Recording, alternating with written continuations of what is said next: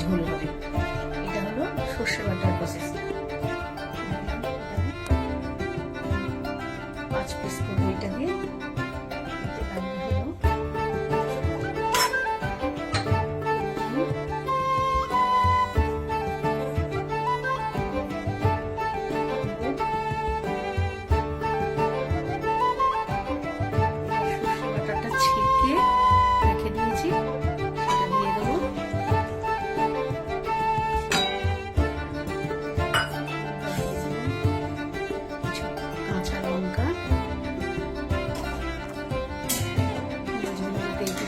মেখে যায় সেই জন্য একটু ইয়ে করে দিলাম।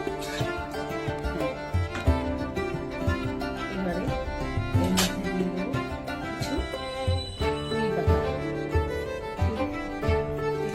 পুঁই পাতা দিলে সর্ষে বাটার মধ্যে খেতে খুব ভালো লাগে, আমার মেয়ে ভীষণ ভালোবাসে। উপরে দিয়ে দেবো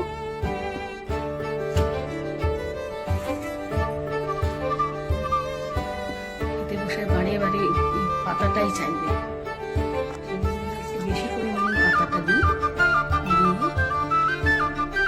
হয়ে গেছে।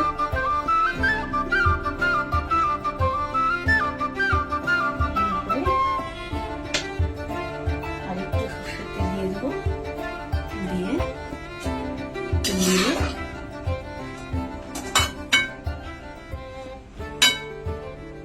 এইবারে গ্যাসটা জ্বালবো।